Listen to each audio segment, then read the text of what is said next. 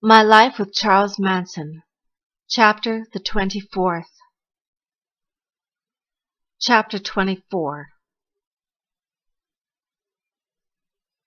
Blackbeard had changed only slightly since I'd seen him more than a year before, just a few miles away from where we now stood facing each other in the middle of Topanga Canyon Boulevard. His fleecy, tousled hair hung to his waist. His smile was infectious. He said he'd rented a place up the canyon and invited me there for breakfast. I followed him in my car. 5 miles back up the canyon, he turned up a steep side road to a small house built beneath a stand of oak trees and parked. Before going inside, we stood on the porch and smoked a joint. I told him about Charlie and the family and what I'd been doing. To my surprise, he knew a lot about the Manson family, firsthand. In July 1969, just after I had split for the desert, Blackbeard had inherited some money and had moved into Topanga Canyon with a friend named Bob Kasabian.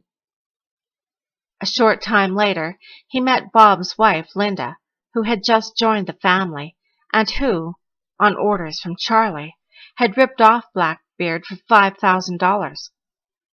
When Blackbeard tried to get the money back, Charlie merely showed him the sword he'd used to chop off Gary Hinman's ear.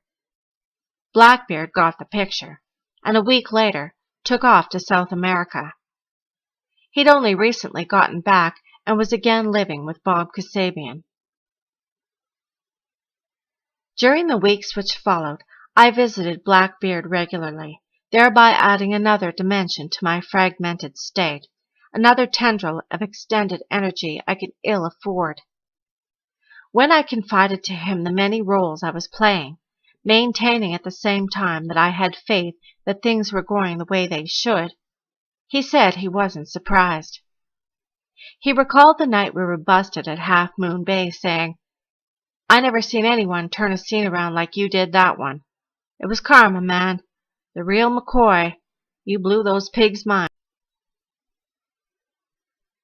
In early February 1970, we were still living in the Chandler Street house during the week and retiring to Spawn's on the weekends to do music and unwind.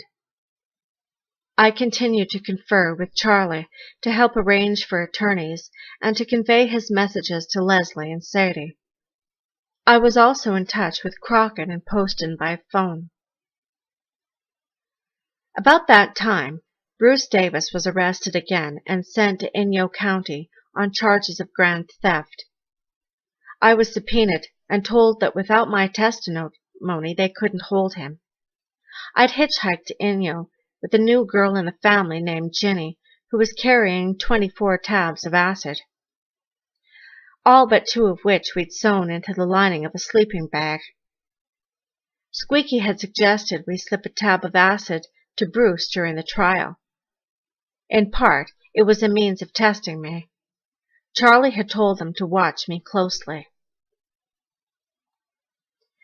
During the proceedings, while Don Ward sat with Crockett and Poston on one side of the room and Ginny on the other, I took the Fifth Amendment, refusing to answer on the grounds that what I said might incriminate me. Stuber and Inyo's DA, Frank Foles, were furious. They needed the testimony to hold Davis. While they had interviews from me which more than implicated Bruce Davis, they could not be used in the court. Brooks and Crockett knew the game I was into, and they looked pretty dejected. It got even more insane when Ginny got up and, while passing in front of Bruce, slipped him a tab of acid in the courtroom. Bruce dropped it on the floor, but before anyone could react, picked it up and ate it. A cop, meanwhile, had seized Ginny's purse and found the other tab of acid. She was held for 2 days, then released. A few days later, they let Bruce go, and my loyalty to the family was, for the time being, reconfigured. In the meantime, the scene had been set for my sexual number with Squeaky.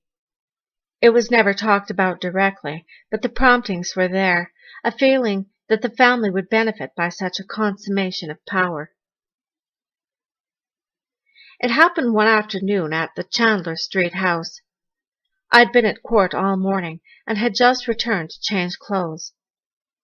While I was changing, Squeaky entered the bedroom and flopped down on the bed.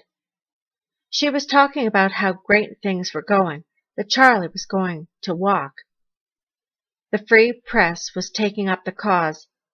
This was during the time that Bernadine Dorn told a convention of students for a democratic society, offing those rich pigs with their own forks and knives and eating meal in the same room.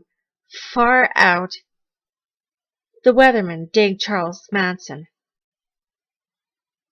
It was also at the height of Charlie's flamboyant courtroom theatrics, when he wore embroidered shirts, kept his hair combed, and paraded around the courtroom like a peacock.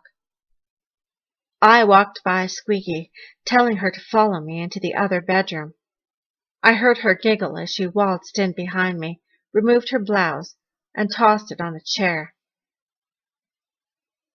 I'd all but forgotten the day at Barker's when I'd seen Charlie bring Squeaky out of an epileptic seizure following sex, and I was momentarily stunned when, after making love to her, she began to shake and convulse. Within minutes, she had lost all control. It was as if her entire body had been reduced to a quivering mass of jelly. Then her body stiffened, and she clenched her fists until her knuckles turned white. Her head thrashed from side to side. "It's okay, Lynn," I said. "It's okay. It's Paul. Just relax." I climbed on top of her and grabbed her by the wrists. Oh, she moaned. Her breathing came in short pants and gasps. Go ahead, I said. "Tighten your fingers. Yeah, good. Tighter. No, tighter. Now relax them. Relax. Now tighten. Relax. Tighten."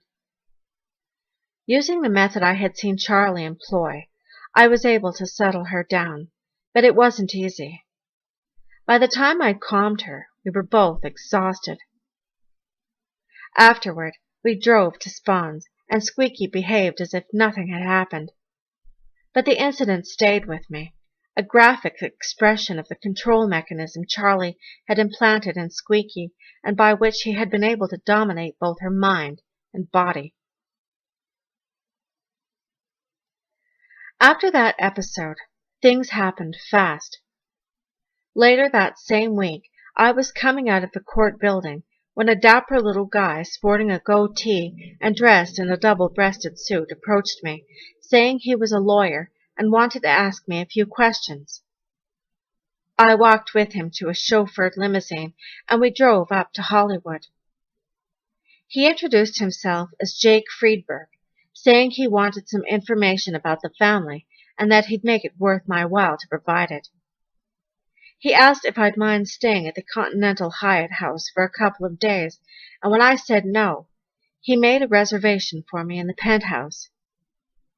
I spent 2 days there telling him what I knew. On the morning of the third day, as I was leaving the hotel, I was paged to the phone. It was Crockett. I'd called him the day I arrived and left my number. His voice was hard and clear, like a pick against granite. "Where the hell you been?" "Nowhere." "I've been trying to get you. DA's office called up and said that guy Friedberg is a mafia man. Something about La Bianca's connection with the syndicate. He say anything about it?" "Nope." There was a long pause. Then Crockett spoke. "Where are you trying to take yourself anyway? Oblivion? I didn't answer. I didn't know. "When you coming out to the desert?" "It won't be long." I waited for Friedberg to come back, but he didn't, and I never saw him again. A couple of days later, we moved out of the Chandler Street house and back to Spawn's. George had mellowed enough to allow us to move in again on a permanent basis. The day after we moved back, Clem was released on bail and joined the rest of us in a small wooden structure just beyond Randy Starr's trailer, a beautifully symmetrical building we called the Storybook House. The day we moved in, I was standing on the boardwalk with Sandy when a car with 2 men in it pulled up beside me and stopped. "You Watkins?" the driver said. I nodded. Both men got out of the car. Both wore baggy sports jackets and gray fedoras. One of them had on sunglasses. They asked if we could talk, and I led them into the saloon, where Squeaky and Brenda were sitting on the floor working on Charlie's vest. "We'll make it fast," the shorter of the 2 men said. "We hear Charlie wants to be sprung." "Huh?" Brenda stood up. "We don't know nothing about that," Squeaky said. "Where'd you hear that?" The man didn't look at Squeaky. His eyes were on mine. "So what's the deal?" "I don't know anything about it." I didn't. The 2 looked at each other. Then the short one grinned. "Well, that's cool. Just forget it ever happened." They walked out, climbed in their car, and drove away. To this day, I have no idea what their visit was all about. That same week, a motion for discovery was made by the defense, and all the prosecution's evidence, including my statements, was turned over to Charlie and his ever-changing team of lawyers. I had known this would happen eventually, but I didn't think it would be that soon. I would later learn that on the very day Charlie was presented with those documents, we at Spawn's had set things up for an acid trip to celebrate our return to the ranch. It was rather chilly the night we gathered inside the saloon to play music and smoke a little grass. I had Mark Ross pass out the acid, and we all dropped at the same time. It was good acid, and we each took 1 tab. Sitting at the head of the circle on a pillow, with Sandy and Brenda on one side and Squeaky on the other, I felt as though I had assumed control. I sensed at once that Kevin and Mark were uptight. I signaled for Cappy and Ginny to move closer to Mark. We all joined hands, and I initiated some motion into the circle. It was then that I saw Mark's eyes kind of roll back in his head. I knew we might lose him if I didn't intervene. I knelt in front of him and raised his hands, setting his palms against mine. "Hey, Mark. Hey, man, don't fade away on us." I began exerting a slight pressure against his palms until he met the pressure with some resistance. When he did, I gave in to his motion, then applied pressure again. Pretty soon, our hands began moving in a series of synchronized movements. I watched his eyes and saw he was coming around. The motion was bringing him around. I'd seen Charlie do the same thing countless times.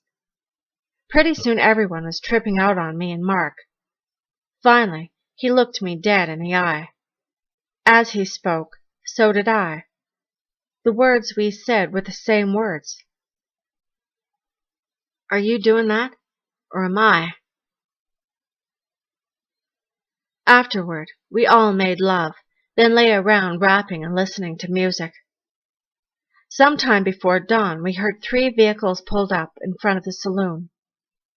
Brenda blew out the candles, and Mark and I laid a crossbeam across the door. We could hear the static from squad car radios and the cops as they climbed out of their cars and began flashing their lights along the boardwalk. "Go on down by the corral and take a look," one of them said. "We'll take a peek up this way." The boardwalk creaked as they clomped past the saloon toward the tack room. "Check the back door," I whispered to Cappy. She walked quietly to the rear of the saloon, then came back and sat beside me. "It's locked," she said. Somebody must have told them we moved back here. Had they wanted, the cops could have gotten inside, but in listening to them, you got the feeling that they really didn't want to. Finally, they convened in front of the saloon, got in their cars, and split. The next morning, though I was scheduled to appear in court on a traffic violation, I accompanied Clem to the Hall of Justice. He, too, had to appear in court. It was a simple procedure. He merely wanted to change attorneys, substituting Day's Shin, at Charlie's suggestion, for Charles Holopater. All that was required of Clem was a one-word answer, yes, but by then, Steve Krogan was pretty far gone. When he was finally called before the judge, he stood there dumbly, with a leering grin on his face, his hair disheveled across his forehead. Mr. Grogan, the court is informed that you no longer want Charles Holoper to represent you, that you have decided upon Day Shin as your new acting attorney. Is that true? Clem turned and looked at the girls, who were seated among the spectators. Is that true? The judge repeated. Huh? Clem muttered. Young man, I'm talking to you. Do you understand what I'm saying? Huh? Clem blurted again. The judge then asked Clem to be taken next door and examined for being under the influence of drugs. 45 minutes later, he was escorted into the courtroom again, it being determined that he was not under the influence of any drug or stimulant. When the judge repeated the question, however, Clem's response was the same. We asked for a recess, and I took Clem outside. Look, man, all you gotta do is say one word. Yes. When he asks you if you want Day Shin, you say yes. Huh? He repeated. Finally, I just reared back and slapped him full in the face with the flat of my hand and shouted his name. Steve! Steve, what the fuck is the matter? His eyes fluttered, and he looked at me. What's the matter? I repeated. Where the hell have you been? You okay? Sure. You want to keep Holopeter or do you want Day Shin? I'd rather have Shin. He seems to know more what's happening.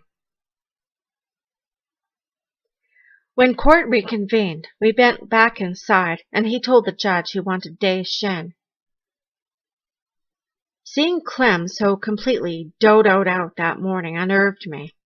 He'd played the idiot so long that he'd literally become an idiot. All his responses were idiot responses, implants by Charlie. Steve Grogan had, for all intents and purposes, ceased to exist. Why this particular episode jolted me so, I don't know, unless it was the realization that my own idiocy was no less blatant. I didn't go back to Spawn's that afternoon. Instead, I drove out to Topanga Canyon to visit Blackbeard and spent the night there. The following morning, I appeared before the judge for my traffic violation. Brenda and Squeaky went with me. Since I'd failed to show on 2 previous occasions, the old man was in no mood for excuses and fined me $65 or 5 days in jail. I asked the girls to go out to the car and get some money I'd stashed under the dashboard. They went out, but didn't come back, and I spent 5 days in the cooler, not knowing that Charlie had already given the girls copies of my statements to the DA. Charles Manson had spent nearly 23 years in prison.